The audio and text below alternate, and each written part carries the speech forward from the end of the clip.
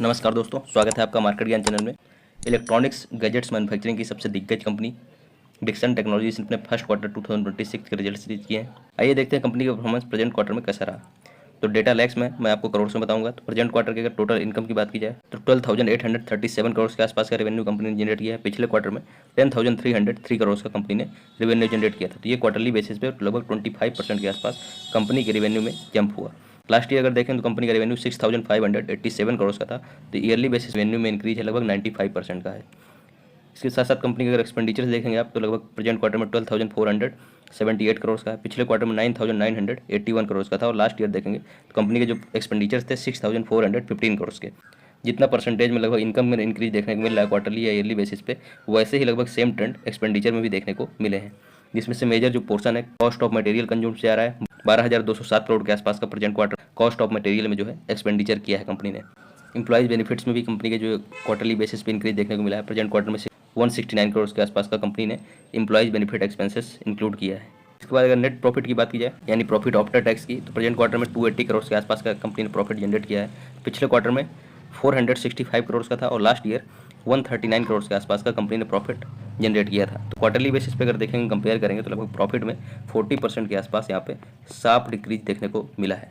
Last year से अगर compare करेंगे तो प्रॉफिट यहाँ पे डबल होते हुए दिखा है। मतलब ईयरली बेसिस पे ईयर ऑन ईयर बेसिस पे लगभग 100% के आसपास कंपनी के प्रॉफिट्स इंक्रीज होते हुए दिखे हैं।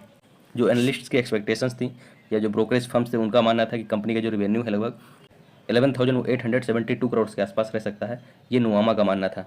एक्सपेक्टेशंस थे एनालिस्ट्स के, उनके अकॉर्डिंग अगर देखेंगे तो कंपनी के रेवेन्यू में ईयर ऑन ईयर बेसिस पे लगभग 75 to 80% के आसपास इंक्रीज जो है एक्सपेक्ट किया जा रहा था। बट कंपनी ने लगभग 95% के आसपास कंपनी का जो रेवेन्यू है उसमें इंक्रीज देखा गया है। मतलब रेवेन्यू के टर्म्स में अगर बात करेंगे तो मार्केट की जो एस्टिमेट्स थे या एक्सपेक्टेशंस थी उसको जो है कंपनी ने बीट किया है।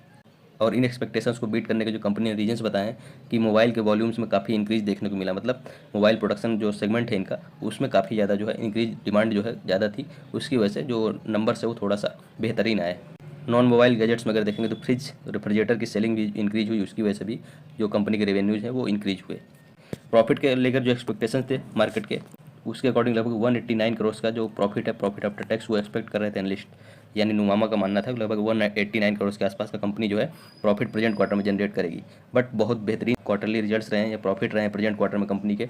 लगभग 280 करोड़ के आसपास का प्रॉफिट कंपनी ने जनरेट किया है। जो मार्केट एक्सपेक्ट कर रहा था कि प्रॉफिट आफ्टर टैक्स में कंपनी में लगभग ईयर ऑन ईयर बेसिस पे 50% के आसपास जंप देखने को मिल सकता है, उससे डबल प्रॉफिट में jump year on year basis पे देखने को मिला है 100% के आसपास। रेवेन्यू और प्रॉफिट दोनों में कंपनी ने जो मार्केट के एस्टिमेट्स थे उनको बीट किया है।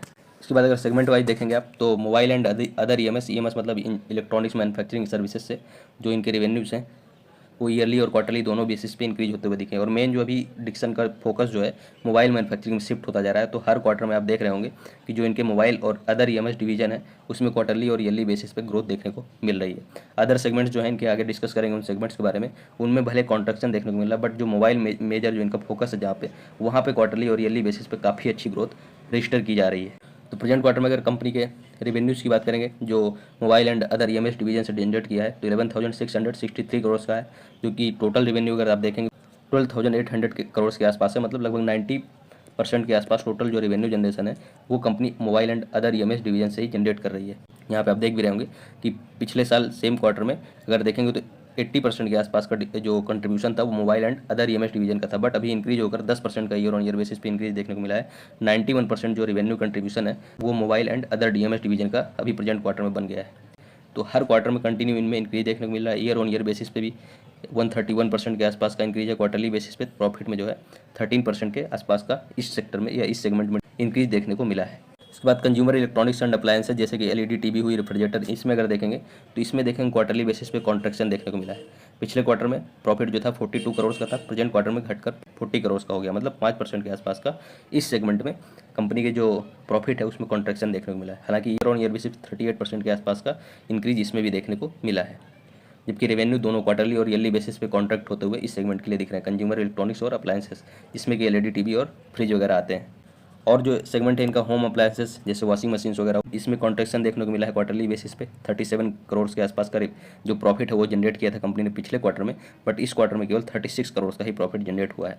मतलब 3% के आसपास कॉन्ट्रैक्शन देखने को मिला। हालांकि ईयरली बेसिस पे इंक्रीज हुआ है बट क्वार्टरली बेसिस पे कंपनी के जो प्रॉफिट्स है वो डिक्रीज हुए हैं, और इनका जो कंट्रीब्यूशन है टोटल रेवेन्यू का कंपनी में, वो पिछले साल सेम क्वार्टर में देखेंगे तो 5% का था, बट अभी डिक्रीज होकर 2% ही रह गया है।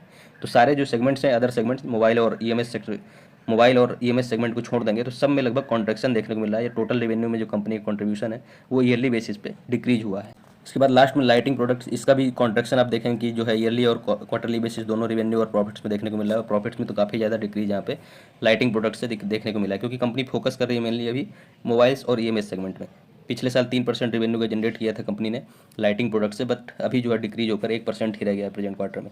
हर अदर सेगमेंट में आप देख रहे होंगे, अगर मोबाइल और ईएमएस सेगमेंट को छोड़ देंगे, कि कॉन्ट्रैक्शन ही देखने को मिला, भले वो क्वार्टरली या ईयरली बेसिस पे हो। मतलब मेन फोकस जो अब कंपनी का रह गया है कि मोबाइल मार्केट जो है उसको कैप्चर करना है। इसके बाद अगर कुछ टारगेट्स की बात की जाए कि अभी जो इन अच्छे रिजल्ट्स के बाद एनालिस्ट कंपनीज है जैसे नोमुरा, इनके टारगेट्स अगर देखें तो लगभग 22,256 रुपये का जो है टारगेट दे रहे हैं। अगर प्रेजेंट प्राइस देखें, जो डिक्सन टेक्नोलॉजीज का स्टॉक ट्रेड कर रहा है लगभग 16,000 के आसपास, आज की अगर क्लोजिंग देखें तो 16,050 के आसपास ये स्टॉक ने क्लोजिंग दी है। तो यहाँ से भी अगर देखें तो 22,256 जो कि नोमुरा का टारगेट है, उसको अगर स्टॉक टच करता है आने वाले टाइम में, तो इसका मतलब 40% का अपसाइड मूवमेंट अभी भी इसमें देखने को मिल सकता है।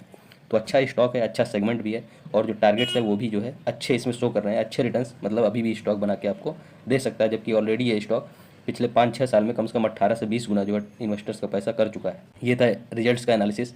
धन्यवाद, मिलते हैं अगले वीडियो में।